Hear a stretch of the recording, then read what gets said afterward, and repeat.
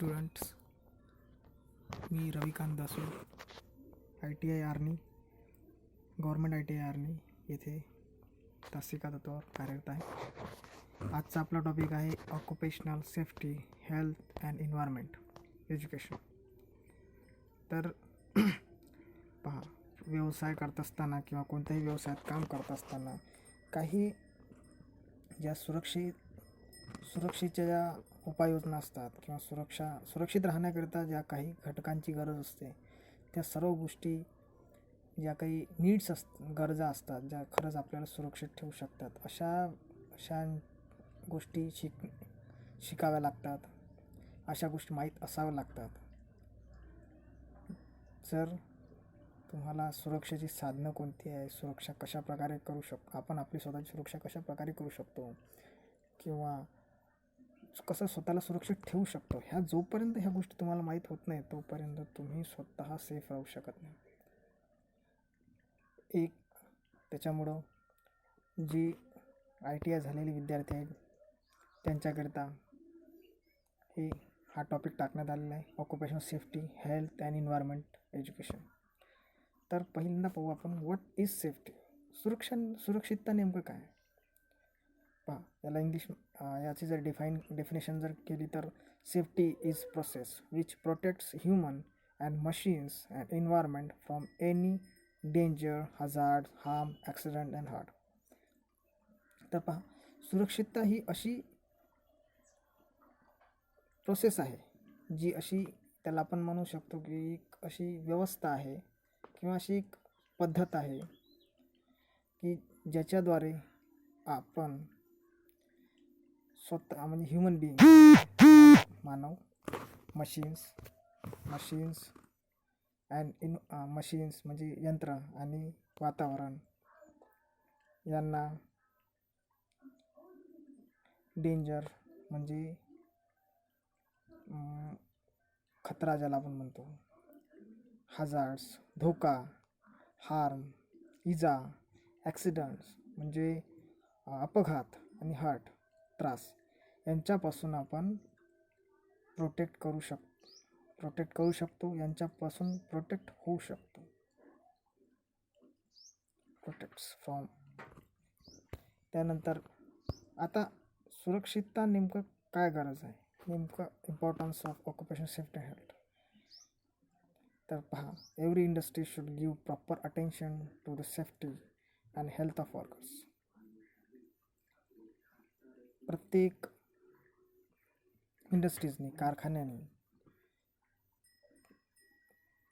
जे त्यांच्याकडे वर्कर्स काम करतात, जे कामगार काम करतात, त्यांच्या आरोग्याची आणि सुरक्षिततेची काळजी घेणे, त्याकडे व्यवस्थित लक्ष ठेवणे हे जरुरी आहे. आणि ऑक्युपेशनल सेफ्टी अँड हेल्थ याची फायदे काय असतात? Improves workers performance. पहिला आहे इम्प्रूव्ज वर्कर्स परफॉर्मन्स. जे कामगार आहे त्यांचा परफॉर्मन्स म्हणजे त्यांची कार्यक्षमता मध्ये वाढ होते.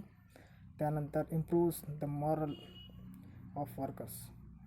त्याच्यानंतर तिसरं आहे रिड्यूस द अब्सेंटिझम म्हणजे जर ते सुरक्षित राहिले, त्यांची हेल्थ व्यवस्थित राहिली तर त्यांच्यामध्ये गैरहजेरीचं प्रमाण कमी राहील. त्यानंतर improves the quality of product. त्या उत्पादनाची जी क्वालिटी आहे, जी गुणवत्ता आहे ही वाढेल. Minimises the injuries and illness. पहा, हा महत्त्वाचा घटक आहे. जर सुरक्षिततेची उपाययोजना जर केल्या तर minimize the injuries and illness. त्याच्यामधून इंजुरीज म्हणजे दुखापत आणि इलनेस म्हणजे म्हणजे तब्येत खराब होतात किंवा त्यांच्या आरोग्य जे बिघडते हे बिघडणार नाही, याचं प्रमाण खूप कमी होईल. त्यानंतर पहा, याच्यानंतर व्हॉट इज ऑक्युपेशनल हजार्ड्स म्हणजे व्यावसायिक धोके म्हणजे नेमकं काय? तर आपण याच्यामध्ये पाहू, हेल्थ वुंड्स म्हणजे जखम, ॲक्सिडंट, इल हेल्थ म्हणजे अनारोग्य ज्याला आपण म्हणतो, आरोग्य बिघडणे. त्यानंतर वुंड्स जखम, ॲक्सिडंट्स अपघात which affects workers and also causes damage to properties in workplace is called occupational hazards. Occupational hazards म्हणजे ज्याद्वारे इल हेल्थ म्हणजे अनारोग्य, जखमा, अपघात या ह्या वर्कर्सवर इफेक्ट टाकतात, त्यांचा प्रभाव टाकतात आणि damage to properties in workplace. ज्या वर्कप्लेसमध्ये प्रॉपर्टीज असतात म्हणजे जी मशीन्स आहे किंवा काही वस्तू आहेत ह्यासुद्धा डॅमेज होतात. त्यांना आपण ऑक्युपेशनल हजार्ड्स असं म्हणतो. ज्याद्वारे वर्कर्स आणि ज्या वर्कप्लेसमधल्या मशिनरीज आहे किंवा वर्कप्लेसमधलं जे मटेरियल आहे हे डॅमेज होतं, त्यालाच आपण ऑक्युपेशनल हजार्ड असं म्हणतो. म्हणजे व्यावसायिक धोके ज्याद्वारे माल का नुकसान होत आहे. जान म्हणजे मनुष्य आणि माल म्हणजे जे कच्चा माल आहे किंवा ज्या वस्तू आहे यांचं नुकसान होतं, त्यांनाच आपण ऑक्युपेशनल हजार्ड्स असं म्हणतो, व्यावसायिक धोके म्हणतो. आता पहा याच्यामध्ये टाईप्स कोणकोणते. पहिलं आहे मेकॅनिकल हजार्ड्स. मेकॅनिकल म्हणजे यांत्रिकी धोके. दुसरं आहे इलेक्ट्रिकल विद्युत धोके. थर्ड केमिकल हजार्ड्स रासायनिक धोके.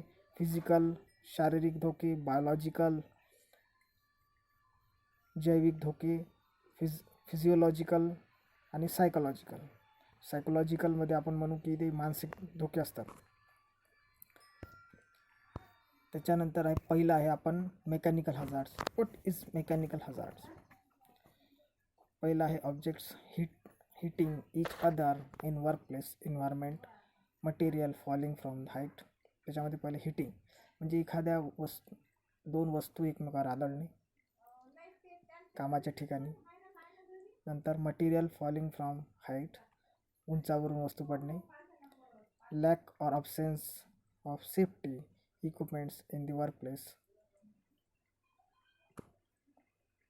सेफ्टी इक्विपमेंट्सचा अभाव असणे किंवा नसणेच. त्याच्यानंतर ऑइली फ्लोअर म्हणजे जमिनीवर तेल वगैरे सांडलेलं असणे. त्यानंतर absence of safety guards fence and other म्हणजे छतावर किंवा आजूबाजूला जे फेन्स लावलेले असतात म्हणजे ज्या सुरक्षा भिंती लावलेल्या असतात किंवा सुरक्षेची जी गार्ड्स लावलेले असतात त्यांचा अभाव असणे. त्याच्यानंतर number 2 electrical hazards. Leakage of current. व्यावसायिक धोक्यामध्ये इलेक्ट्रिकल म्हणजे विद्युत धोके याच्यामध्ये आहेत. लिकेज ऑफ करंट कधी वायर कट जर झाला तर करंट लीक होऊ शकतो. लिकेज म्हणजे असं काही टपकत वगैरे नाही, ते असं एखादा वायर वगैरे जर कट झालेला असला तर त्याच्यातून करंट पास होतो. नंतर short circuits. Absence of improper earthing जर व्यवस्थित नसेल त्याच्यामुळे सुद्धा धोका निर्माण होऊ शकतो. नो फ्यूज और हाय रेटिंग फ्यूजचा वापर न करणे किंवा हाय रेटिंग फ्यूज किंवा जास्त पॉवरवाले फ्यूज वापरणे. त्यानंतर आहे केमिकल हजार्ड्स म्हणजे रासायनिक धोके. Toxic gases and fumes generated in the factory म्हणजे जी गॅसेस तयार होतात, विषारी वायू तयार होतात आणि जी धुकं ज्याला आपण त्याला आपण म्हणू की ते चिमणीतून जे निघतं त्याला धुवा, तो फॅक्टरीमधून निघणे. त्यानंतर रेडिओ ॲक्टिव्ह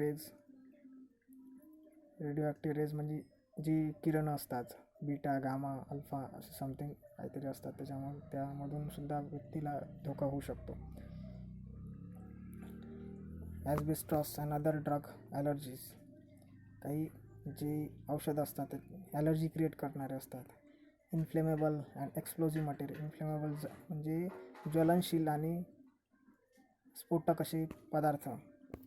त्यानंतर physical hazard. Excessive or low lightning. Physical हजार्ड्समध्ये पहा एक्सेसिव्ह ऑर लो लाईट जी उष्णता आहे ज्याला आपण म्हणू की सूर्यप्रकाश किंवा उजेडाची व्यवस्था ही कमी असणे किंवा जास्त असणे. पुअर व्हेंटिलेशन म्हणजे हवा जी आतमधली आहे ती बाहेर जाण्याकरिता व्यवस्थित व्यवस्था नसणे. त्यानंतर नॉईज अँड व्हायब्रेशन, खूप मोठ्या प्रमाणात आवाज असणे किंवा आणि त्यानंतर असं कंपन असणे. एक्सेसिव्ह हीट ऑर कोल्ड, खूप जास्त प्रमाणात थंड वातावरण असणे किंवा खूप जास्त प्रमाणात गरम वातावरण असणे. त्यानंतर आहे बायोलॉजिकल हॅझार्ड्स, इन्फेक्शन, त्याच्यानंतर बॅक्टेरियल अँड व्हायरस अटॅक, त्यानंतर फंगल अटॅक, बुरशीजन्य पदार्थ, एखाद्या याचं इन्फेक्शन म्हणजे प्रादुर्भाव होणे, बॅक्टेरियल म्हणजे जैविक किंवा विषाणूंचा अटॅक होणे, त्याच्यानंतर फिजिओलॉजिकल हॅझार्ड्स, त्याच्यानंतर इल हेल्थ म्हणजे त्या जे असतात आपले वर्कर्स असतात त्यांची तब्येत थोडी कमी असणे. इल हेल्थ म्हणजे जे आरोग्याच्या दृष्टिकोनातून जे फिट नाही आहेत, फिट न राहणे. त्यानंतर ओल्ड एज म्हणजे जे वयस्कर व्यक्ती असतात. त्यानंतर डिप्रेशन, मानसिक रोग आहे डिप्रेशन, ज्याला आपण नैराश्य आपण म्हणतो. त्याच्यानंतर आहे सायकोलॉजिकल हॅझार्ड्स, त्याच्यानंतर आहे use of abusive and unparliamentary words. Psychological हॅझार्ड्समध्ये म्हणजे मानसिक धोक्यामध्ये पहिलं आहे की मला तर माहीतच असेल, कामगार जे शिव्या देणारे शब्द किंवा जे खरंच ते शब्द वाईट असतात अशा शब्दांचा वापर करणे. त्यानंतर सेक्शुअल हॅरॅसमेंट, कामाच्या ठिकाणी होणारी ज्याला आपण म्हणतो की हे म्हणू शकतो आपण की ते छेडछाड वगैरे असे प्रकार होतात. किंवा एखाद्याला फिजिकली खूप प्रेशराईज केलं जाते किंवा मेंटली प्रेशराईज केलं जाते की तुम्ही हे करायला पाहिजे किंवा काही नाही असं वगैरे, किंवा शिवीगाळ करणे हे सुद्धा हॅरॅसमेंटमध्ये येते. आणि hazards due to the smoking and alcohol, cigarette फुकणारे, बिडी पिणारे, त्यानंतर दारू पिऊन कामावर येणारे, हे सुद्धा एक प्रकारचं हॅझार्ड्सच आहे. आणि डिसओबिडियन्स, काय म्हणतात त्याला, डिसओबिडियन्स म्हणजे एक दुसऱ्याचं न ऐकणे, किंवा आपला सिनियर असेल किंवा आपल्यापेक्षा जास्त मोठा व्यक्ती असेल त्याचंसुद्धा आपण ऐकत नाही ऐकणे. त्याच्यानंतर ऑक्युपेशनल डिसिजेस, व्यावसायिक आपण डिसिजेस म्हणजे त्यांना आपण म्हणू व्यावसायिक आजार. When a person health is directly infected by the work he is doing or by the production process is called occupational diseases.